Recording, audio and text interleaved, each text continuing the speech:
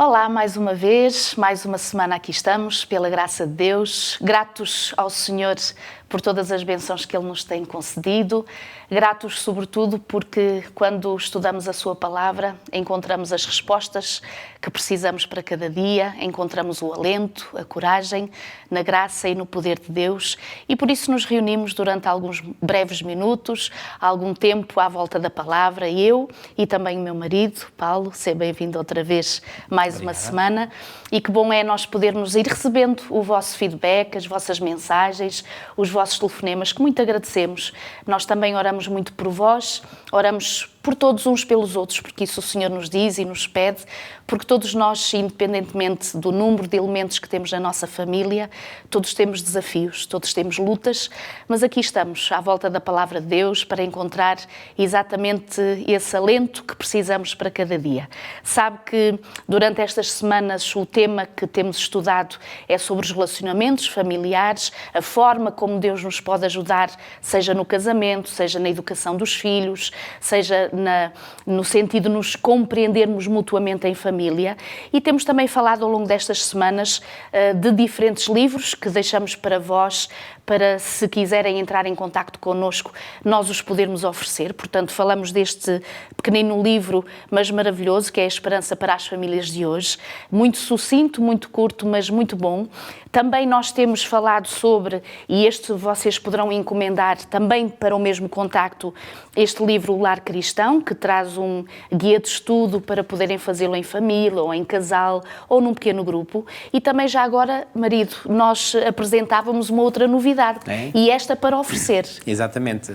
E é nada mais do que a Bíblia Missionária, portanto, que é o livro missionário deste ano. Pois bem, já aqui tenho. Esta aqui eu a reservei para mim. Portanto, que está num formato muito bonito, muito prático e, portanto, contém a Bíblia toda com o símbolo da Igreja Adventista, em parceria, portanto, com a Sociedade Bíblica de Portugal. Portanto, se quiserem pedir também, é a versão mais clássica que se usa em língua portuguesa, nomeadamente a versão Almeida corrigida e revista e corrigida. Exato.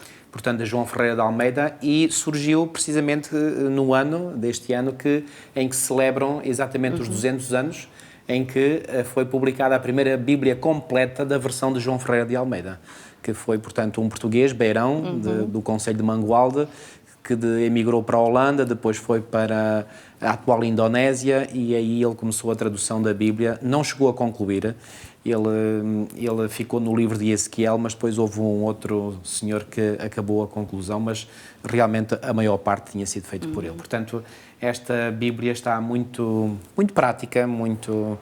Realmente eu gosto deste livrinho como ele está, está muito, muito agradável. E temos muito gosto em poder oferecer a todos aqueles que nos contactarem, seja para vós ou para poder-nos oferecer, ela está disponível exatamente como oferta. E porque precisamos da benção de Deus para estudarmos a sua palavra, vamos orar. Marido, se puderes orar, faz favor. Senhor nosso Deus, nosso Pai, obrigado pelo privilégio que me dás a mim e à minha querida mulher de podermos estar aqui para podermos mais uma vez apresentar a tua palavra. Senhor, reconhecemos de forma humilde que nada podemos fazer sem Ti. Sem Ti nada podemos fazer, foi o que Tu claramente afirmaste. Então, Senhor, suplicamos a orientação do Teu Santo e Bom Espírito. Senhor, estes temas são muito, muito importantes e que Tu possas ajudar todas as famílias do Teu povo, da Tua Igreja, a viverem, Senhor, estes conselhos inspirados, para que assim, Senhor, nós possamos dar honra e louvor ao Teu nome e possamos viver, Senhor, a alegria e a felicidade que Tu tens em vista para cada um de nós. Abençoa-nos na recapitulação breve desta lição. Te pedimos tudo e te agradecemos em nome de Jesus. Amém. Esta semana, por mais que nós desejemos essa felicidade, seja na família, no casamento, com os filhos ou com os amigos, é verdade que enquanto nós passamos e peregrinamos nesta terra, nós temos alguns desafios e algumas dificuldades. E algumas delas são as diferentes perdas que nós vamos sentindo. Aliás, tudo isso começou já no Éden e nós vemos que num casamento perfeito, numa família perfeita, uma má decisão acabou por trazer como consequência diferentes perdas. perdas. Adão e Eva viram pela primeira vez um animal a ser morto, viram pela primeira vez o que o ódio pode trazer no sentido quando perderam um filho, por exemplo, quando Caim acaba por matar Abel. Acabaram por perceber que essa consequência trouxe também a morte a um dos cônjuges, porque um deles acabou por falecer, e perceberam exatamente o que é a separação da morte, ou seja, muitas perdas resultantes de uma decisão errada. Esta semana nós falamos sobre diferentes perdas e logo no início da lição desta semana, fala sobre esta questão de perder a saúde. Eu creio que todos nós, salvo alguma exceção, já tivemos momentos menos saudáveis, ou seja, em que sentimos o nosso corpo debilitado. Com certeza que a doença fica muito mais complicada de ser até ultrapassada e resistirmos a ela quando há uma dor física intensa. E sobre esta questão da perda de saúde, como é que podemos encontrar na palavra de Deus alento e coragem exatamente quando nós, ou os nossos filhos, ou alguém da nossa família está com falta de saúde? É assim, Milu, eu creio que a primeira grande lição que a palavra de Deus nos dá é de nos fazer compreender que nós vivemos num mundo onde não podemos, por muito que nós tentemos, por muito que nós nos esforcemos, por muito que a nossa ligação com o Senhor seja boa, nós não podemos evitar as consequências do mundo de pecado. E, portanto, se nós tivermos isso em mente, quando nós somos açoitados por estas perdas que falámos na lição desta semana, eu creio que teremos muito mais coragem para enfrentar, porque saberemos que não é uma experiência apenas nossa. Ou seja, toda a humanidade está envolvida nisto. E a perda da saúde, bom, há alguns que infelizmente a perdem ainda novos, não é? Na vida, mas se nós temos tido uma boa saúde durante as primeiras fases da nossa vida, uma coisa é certa, à medida que nos aproximamos do fim da nossa existência nesta Terra, pois bem, a saúde vai-se embora, não é? E iremos perder a saúde independentemente de termos andado da forma mais correta possível. Eu nunca mais me posso esquecer que eu estava no início do meu ministério e uma querida irmã, emociono-me ao lembrar-me desta irmã, porque era uma irmã muitíssimo consagrada, muito mesmo, uma querida irmã, aliás, toda a família, e ela veio a descobrir, portanto, que tinha um cancro. Eu lembro de uma vez ela, em angústia, me dizer: "Oh pastor, eu não compreendo, eu tenho sido fiel ao Senhor durante tantos anos da minha vida, a nossa família há tantos e tantos anos que nós vivemos o regime vegetariano, como é que me aconteceu isto?" E na altura aquilo que me surgiu apenas na mente para poder consolar esta irmã e dizer: "Irmã, mas por muito fiel que você tenha sido, nós vivemos num mundo de pecado e, portanto, estamos sujeitos à doença." E, portanto, que ninguém pense que por ser muito fiel ao Senhor, ser até estrito em seguir a reforma da saúde... Pode estar isento, aliás, completamente. E isso está tudo certo, claro, atenção, não estou nada a falar contra isso. E, aliás, é isso que Deus nos pede, como princípio bíblico, é que nós preservemos e cuidemos do corpo, que é o templo do Espírito Santo. Portanto, tem que haver a nossa parte. E, aliás, até direi mais, se nós não seguirmos os princípios que nós conhecemos, aí vamos perder a saúde seguramente mais cedo. Exatamente. Portanto, todos nós carregamos connosco desde o nosso nascimento, portanto, genes já negativos. E, portanto, mais cedo ou mais tarde, olha, o meu pai, por exemplo, faleceu com um cancro no pulmão e nunca fumou. Nunca. Mas, no entanto, morreu com um cancro do pulmão. Bom, o médico que o acompanhou nos últimos momentos da sua vida disse que provavelmente deve-se ter devido ao facto de ele que teve uma tuberculose quando tinha 20 anos, nunca curou essa tuberculose, enfim, curou, ele ficou bom, não é? Mas ficou lá uma marca. E foi nessa marca que se desenvolveu, portanto, a origem do cancro que o veio a vitimar. E o meu pai morreu relativamente cedo, com 65 anos. Portanto, nunca devemos culpar a Deus e também devemos procurar, enfim, viver de acordo com a vontade de Deus o mais perto possível, para que assim o inimigo não venha depois lançar a sombra de uma consciência culpada sobre nós quando nós somos confrontados com a perda da saúde. Mas eu quero deixar muito claro que todos nós nos consciencializemos que mais cedo ou mais tarde nós vamos perder a saúde. E finalmente, como diz na última parte desta lição, vamos acabar por perder a vida. Exato. Se o Senhor, entretanto, não vier antes, Exato. não é? Porque alguns estarão vivos quando o Senhor vier. Portanto, é algo que temos que nos consciencializar. Eu creio que quanto mais consciencializados estivermos para esta realidade, mais facilmente a aceitaremos quando ela bater à nossa porta. Exato. E também não é anormal, durante estes períodos em que nos falta a saúde, às vezes haverem aqueles dias em que nos sentimos mais tristes, em que realmente parece que perdemos a esperança, perdemos o alento.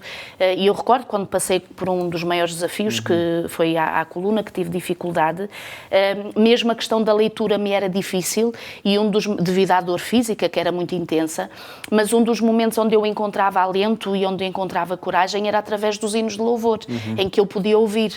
Então, o Senhor nos dá sempre ou alguém, ou um hino de louvor, ou alguma circunstância à nossa volta que nos ajuda exatamente a ultrapassar mais facilmente, mesmo que seja durante algum tempo moroso, estes momentos de perda de saúde. E, portanto, há um alento, há essa coragem que acabamos por encontrar no Senhor, e se houver um dia menos de alento e de maior tristeza, também não sintamos como é normal, porque somos humanos, claro. E se a coisa estamos a sentir fisicamente, portanto, também dói, e quando dói, a gente sente, não é? E, portanto, sobretudo buscar este alento no Senhor. Eu gosto de pensar, por exemplo, quando há um dia nublado, que o sol está sempre por cima das nuvens. Exato. E, portanto, quando nós, na nossa vida espiritual, sentimos às vezes o nosso dia nublado, não nos esqueçamos, o sol está sempre lá, por cima das nuvens. Exato. Okay. E o Senhor se interessa por nós e pela nossa saúde, e não é por acaso que a maior parte do ministério de Jesus foi a curar. Exato. Portanto, a fazer as curas para ir ao encontro das necessidades do Senhor Jesus. No livro A Ciência do Bom Viver, diz que Jesus despendeu mais tempo a curar do que a pregar. Exatamente.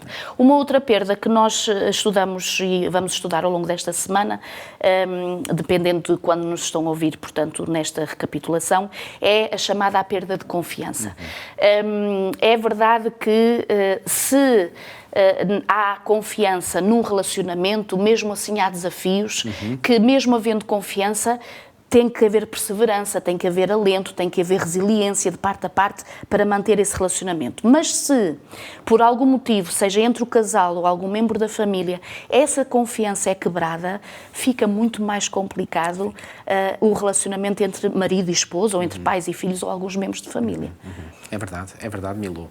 E há uma coisa que eu cada vez tenho tomado mais consciência, que é o seguinte: muitas vezes nós damos importância à preparação para uma missão, para um acontecimento na vida, e muitas vezes, eu falo por mim, nós não damos importância de que os relacionamentos precisam ser nutridos, precisam ser alimentados, precisamos de investir tempo e para estar com os nossos queridos, porque no fundo eu acredito que todos nós amamos os nossos queridos, mas muitas vezes, se nós não fizermos, não tomarmos uma decisão consciente e intencional, exato, para passarmos tempo com eles, para dialogarmos, para estudarmos a palavra juntos, pois bem, os relacionamentos deixam um pouco a desejar.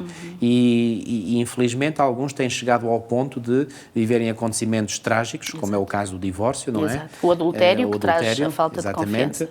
E quando essa confiança se perde, é verdade que pode ser recuperada, sem dúvida, mas muitas vezes, ou quase sempre, consequências ficam. Exato. E se bem que possa ser reconquistada a confiança, eu atrevo-me a dizer que ela nunca vem para exatamente o mesmo nível onde estava inicialmente.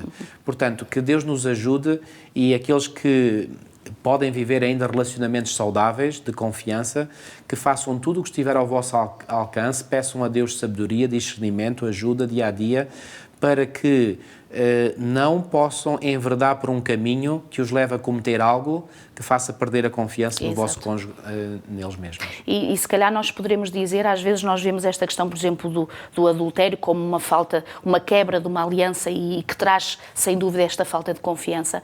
Mas para prevenir exatamente chegarmos a esses momentos, nós poderemos dizer que até nas pequeninas coisas do dia-a-dia, nós podemos estar a investir no sentido de criar a empatia entre marido e esposa e a união de confidentes um do outro, ou se às vezes um ou outro pede ao outro, olha, não digas isto é uma coisa minha, e a gente vai confidenciar a outra pessoa, a outro terceiro, pode ser uma coisa muito simples, mas esta pequena coisa, se é repetida vez após vez, acaba por trazer exatamente este fosso e esta falta de confiança mútua, não é? Exatamente. Que acaba por prejudicar. Depois, falar ainda mais, com certeza, fica muito mais difícil confiarmos quando este relacionamento, por falta de confiança e por perda dessa mesma confiança, acaba por trazer relacionamentos abusivos. Ou seja, este abuso, esta violência que pode passar a vários tipos, seja ela verbal, física, emocional, sexual, ou mesmo até por negligência, portanto a pessoa desconsidera simplesmente. Com certeza que fica muito difícil alguém que trate outro assim, da outra pessoa poder confiar nele, não é? Nele ou nela. E é interessante que na lição aqui de terça-feira falava sobre alguns exemplos bíblicos de perda desta, ou seja, de relacionamentos não saudáveis. Por exemplo, um dos exemplos é o José. O que é que aconteceu Sim. que demonstra esta falta de confiança e esta perda de confiança? Podes explorar um bocadinho a ideia? Realmente podemos dizer, e já aqui fizemos referência numa lição anterior, que esta família de José era uma família completamente disfuncional. Portanto, ali os irmãos tinham inveja do seu irmão mais novo, ou um dos mais novos, porque depois surgiu Benjamim, que ainda era mais novo do que José, e, portanto, essa inveja foi levada a tal extremo que eles acabaram por sentir até, alguns deles, o desejo de o matarem. Exato. Finalmente houve um que trouxe bom senso, um pouco de bom senso entre eles, e disse, não vamos matar porque ele é nosso irmão, mas finalmente pensaram em vendê-lo para uma caravana de ismaelitas, como diz o texto bíblico, e ele foi para o Egito. Bom, mais tarde José veio a reconhecer a mão de Deus em tudo isso. Mas não deixou de ser uma experiência traumática, não é? E, portanto, será que hoje famílias vivem experiências idênticas? Se vivem, era bom que não vivessem, mas vivem. De traição, de negação. Tanta coisa. Sem dúvida. Tanta coisa. Milo, eu não preciso dizer isto porque todos nós conhecemos, nós vivemos numa sociedade cada vez mais marcada pela violência, cada vez mais as notícias que nós vemos é de assassinatos, de violência doméstica, de coisas que às vezes nem nos passa pela mente, coisas horríveis que até são repugnantes só de serem descritas. E estão a acontecer. E, portanto, qual é o nosso risco como filhos de Deus? É nós, ao vermos o mal que se passa à nossa volta, passamos a ficar tão insensíveis que acabamos por considerar que não é assim tão anormal quanto isso. Muito cuidado com isso. E, se calhar, em consequência do que estás a dizer, é bom fazer esta alerta que todo e qualquer relacionamento que seja abençoado por Deus, de forma alguma pode ter alguma expressão de alguma violência, seja ela da que forma for. Claro. Ou seja, quando Deus está presente, de todo, alguma expressão de violência pode ser aceite, de todo. Certo. E mesmo, não sei se estás a recordar de Romanos, no capítulo 13 e no versículo 10, quando o Senhor diz, o amor não faz mal. Ou seja, este amor que vem de Deus nunca fará mal e nunca tratará mal aquele que está ao seu lado. Eu pensei antes naquele texto de Malaquias 2, 16, que diz assim, porque o Senhor Deus de Israel diz que aborrece, a outra versão diz, odeia o repúdio e aquele que encobre a violência com o seu vestido. Portanto, diz a Bíblia claramente que Deus odeia o repúdio e também a violência. Exato. Portanto, isso não é caminho para um filho de Deus seguir. Pode às vezes haver tensões, não é, no casal, em relacionamentos, mas que Deus nos preserve e guarde para nunca pensarmos que há a mínima legitimidade em recorrer à violência, porque não há. Não há. Ponto final. E com certeza que, dependendo de quem nos esteja a ouvir, e se houver alguma situação mais complicada, a busca de ajuda é sempre, pode ser legítima, ou seja, no sentido de procurar um orientador espiritual ou alguém de família para poder buscar essa ajuda. Aqui, Milo, deixa-me enfatizar este aspecto. Caso seja pedida ajuda a alguém, que a pessoa tenha o cuidado de se aconselhar a alguém que dá provas de ser alguém verdadeiramente comprometido temente com o Senhor. Porque se não é temente ao Senhor, sem dúvida, esse aconselhamento pode ser mais prejudicial do que benéfico. Aliás, porque é o Senhor que tem o poder para resolver todas as coisas na sua essência, não é? Andando um pouquinho mais para a frente, é sem dúvida também não menos pertinente aquilo que vem na lição de quarta-feira, a perda de liberdade, no sentido daqueles que infelizmente possam ter uma conduta de vida em que se tornaram dependentes de alguma coisa. E aqui dá vários exemplos, Essas coisas podem ser, não é só a questão de drogas, pode ser a questão da alimentação, o álcool, o tabaco, o jogo, a pornografia, enfim, tantas coisas que podem trazer essa dependência. E a lição fala-nos neste sentido de que Deus almeja trazer a liberdade. Libertação, no fundo, o que é que traz tudo isto quando a pessoa se sente presa? Onde é que isto prejudica a caminhada do crente, do cristão? Não, e todas estas dependências limitam ou anulam aquilo que o Senhor deseja que cada um de nós mais viva na sua plenitude, que é a liberdade. Deus é um Deus de liberdade. Ele diz, se pois o Filho vos libertar, verdadeiramente sereis livres. A liberdade é o dom mais extraordinário que nós, como filhos de Deus, podemos viver. E quando nós estamos atados, que é mesmo o termo, atados ou amarrados a uma dependência, não somos livres. Não somos livres. Agora, a boa nova do Evangelho é que em Cristo e nele apenas nós recebemos dele o poder para quebrar com os grilhões dessas dependências, desses vícios. E, portanto, ninguém precisa desesperar, porque em Deus há solução. O caminho, atenção, não é só pedir a Deus e a pessoa fica logo livre. Não. Deus liberta logo quando nós pedimos, Ele vem a nosso socorro, mas o processo de libertação de uma dependência é, por vezes, moroso. E, portanto, não devemos desanimar, não devemos desencorajar-nos, devemos, portanto, perseverar em manter a nossa ligação com o Senhor, porque o processo de cura está em curso e vai ser efetivo. E requer a resiliência, paciência e perseverança e espírito de sacrifício, porque toda a dependência trouxe exatamente e deixa marcas que tendem a que aquilo que está dependente, seja do que for, e é interessante nós às vezes pensarmos que só esta ou aquela coisa é que podemos dizer que a pessoa é dependente, mas nós sem nos apercebermos podemos todos nós estar a ser dependentes de alguma coisa, e tudo aquilo que prejudica a nossa ligação com Deus e uns com os outros acaba por ser uma dependência má e que nos traz consequências. No fim da nossa lição, naquilo que tu já brevemente falaste no início, a perda também da vida. É como nós costumamos dizer, quem está vivo sabe seguramente que vai morrer, a não ser que Jesus... Sábio Salomão disse isso, é isso mesmo. 9:5. Exato. A não ser que Jesus venha antes e nós encontremos o Senhor, portanto, ainda em vida. E aqui, Milu, deixa-me dizer algo. Eu estou convencido e dou graças a Deus por o Senhor me ter dado esta convicção que quando chegar o momento de partirmos, se o Senhor não vier antes, portanto, eu estou sempre a pôr a hipótese de o Senhor não vir antes, não é? Mas quando chegar o nosso momento de partir, se realmente nós estamos em paz com Deus e com o nosso próximo, eu creio que nós não vamos ficar ansiosos, preocupados. Ou que seja uma angústia esse momento. Não, vamos enfrentar a morte tranquilamente. Claro que a morte é um inimigo. A Bíblia diz o último inimigo a ser destruído é a morte. Portanto, é um inimigo. No entanto, com a confiança, com a paz, com o amor que Deus coloca no nosso coração, nós podemos enfrentar esse inimigo tranquilos. E eu costumo dar esta comparação. Assim como nós, ao fim de um dia, se vivemos o dia corretamente, se estamos em paz com Deus e com o nosso semelhante, quando nós vamos para o nosso quarto para nos deitarmos, nós ansiamos pelo repouso. O descanso. Portanto, pelo descanso. Não vamos com ansiedade, pelo contrário, nós vamos com gosto para o descanso, porque precisamos desse descanso. Da mesma forma, se nós chegarmos ao fim da nossa vida com a nossa consciência tranquila, porque com a ajuda do Senhor fizemos a sua vontade, estamos em paz com Deus e com o nosso semelhante, até ansiamos por esse descanso. Exato. E se acontecer um momento, algumas famílias nos escutarem e até alguns dos filhos terem sido ceifados em idade muito breve, ou algum cônjuge muito cedo, também todas estas perdas, inclusive a perda da vida, todas elas terão e têm solução no Senhor. Exato. E no fundo, a maior esperança que a gente tem é a palavra de Deus, é as promessas que o Senhor Jesus deixou. E eu terminaria estes momentos que estamos juntos com uma das citações muito bonitas que vinham nesta semana na leitura que fizemos e no estudo que fizemos na lição de sexta-feira, quando diz assim: quando nos assediam dificuldades e provações, nós devemos fugir para Deus e confiantemente esperar auxílio dele, que é poderoso para salvar, forte para livrar. Temos de pedir as bênçãos de Deus se é que as queremos receber. A oração é um dever e uma necessidade.